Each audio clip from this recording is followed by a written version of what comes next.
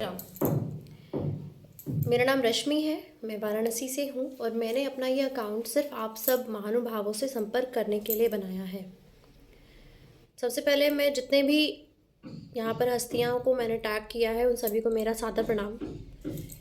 कुछ सवाल थे इसलिए मैंने ये अकाउंट बनाया और आप सबको टैग करके ये वीडियो और ये पोस्ट डाल रही हूँ। कृपया करके अगर संभव हो तो मदद कीजिएगा। मैं एक संयुक्त परिवार से हूँ। मेरे लॉज बड़े बूढ़े जो घर के हैं उनकी इच्छा थी कि वो जगन्नाथपुरी के दर्शन करें। ऐसे वो तीर्थ स्थानों पे जाते रहते हैं, पर इस बार कुछ ऐसा हुआ कि मुझे पहली बार ये सवाल करना पड़ रहा है। मैंने इससे पहले भी टिकट्स किए हैं अपने परिवार के लिए, पर ये मेरे लिए पहला एक्सपीरियंस था। 12 तारीख को मैंने मुगल सराय दीन दयाल उपाध्याय जंक्शन है मुगल सराय में, वहाँ से जाने की टिकट की है। 13 तारीख को वहाँ हम पहुँचेंगे भुवनेश्वर। फिर वहाँ से लौटने की टिकट मैंने 19 तारीख को की थी, वापस से दीन दयाल उपाध्याय मुगल सराय स्टेशन के लिए। मैंने एक स्क्रीन रिकॉर्डिंग इस वीडियो के बाद अपलोड की है, कृपया करके ज़रूर देखिएगा अगर संभव हो तो। 19 तारीख की टिकट पूरी कंफर्म थी, पर उसमें एक भी लोअर सीट नहीं थी। मेरी दादी सास 86 साल के ऊपर हैं। मेरी सास जिनके बैकबोन में प्लेट्स लगे हैं वो अपर या मिडिल बर्थ पे असंभव है उनका चढ़ करके लेट पाना, इसलिए प्राथमिकता मैंने दी थी कि 2 लोगों को एटलीस्ट लोअर सीट मिले। पर किन्हीं कारणोंवश 9 टिकट में एक भी टिकट लोअर सीट की नहीं थी, तो पारिवारिक विचार विमर्श करने के बाद हम लोगों ने उस टिकट को कैंसिल किया। फिर हमने 17 तारीख की डेट में दूसरी ट्रेन से, स्वतंत्रता क्रांति नामक ट्रेन है, फिर उससे हमने दूसरी ट्रेन टिकट की, पर वही चीज़ दोबारा हुई। एक भी हमें लोअर सीट नहीं मिली, उम्र वगैरह सारी चीज़ें मेंशन करने के बावजूद। फिर तीसरी टिकट की 18 तारीख की, जिसमें दोबारा से हमने नंदकाननपुरी से भुवनेश्वर डीडीयू तक की हमने टिकट की।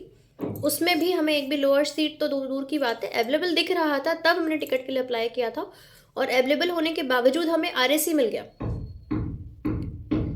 सबसे पहला मेरा सवाल ये है कि अगर उम्र डालने के बाद भी लोअर बर्थ नहीं ऑप्ट होता है तो उम्र डालने का कॉलम हटा दिया जाए।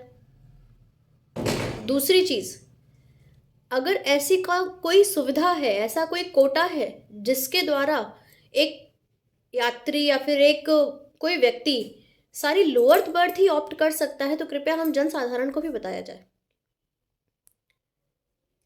3 वृद्ध हैं मेरे साथ, मेरे 48,000 रुपये लगे हैं इस टिकट में। हम जानना चाहते हैं कि क्या ऐसी सुविधाएं हैं, कौन कौन से ऐसे कोटा हैं जिसके मार्फत ऐसे टिकट्स होते हैं जिसमें सारी लोअर बर्थ ही रिजर्व रहती है। हमने वो पूरी स्क्रीन रिकॉर्डिंग ऐड की है इसके साथ, जिसमें अगर आप देखेंगे अपर मिडिल हमें मिला है और लोअर पूरी रिजर्व्ड है। कौन से ऐसे व्यक्ति हैं, कहाँ से आते हैं, कौन सा ऐसा कोटा है जो हम लोगों के लिए नहीं है, सिर्फ उन लोगों के लिए है? और ऐसा है तो प्लीज़ हमें भी बताया जाए। अगर उसे कुछ एक्स्ट्रा चार्जेस हैं तो हम पे करेंगे, ताकि हम अपने घर के बड़े बूढ़ों को लेकर के तीर्थ स्थानों पर जा सकें। अभी तक सिर्फ राम आए हैं, उम्मीद करते हैं कि राम राज्य भी आएगा। सवाल पूछने का अधिकार है, इसलिए पूछ रहे हैं। अगर सुविधाजनक बर्थ नहीं ऑप्ट किया जा सकता है, नहीं मिल सकता है, तो कृपया करके ऐसे सारे ऐप को बंद कर दिया जाए।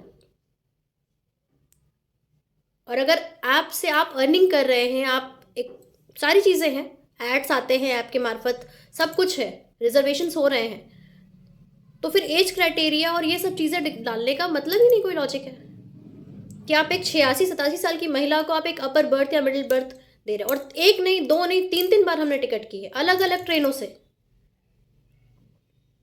पहली टिकट मेरी पुरुषोत्तम एक्सप्रेस से थी, दूसरी टिकट मेरी स्वतंत्रता क्रांति एक्सप्रेस से है, तीसरी टिकट मेरी नंदकानन एक्सप्रेस से है, अलग अलग डेट्स पे है।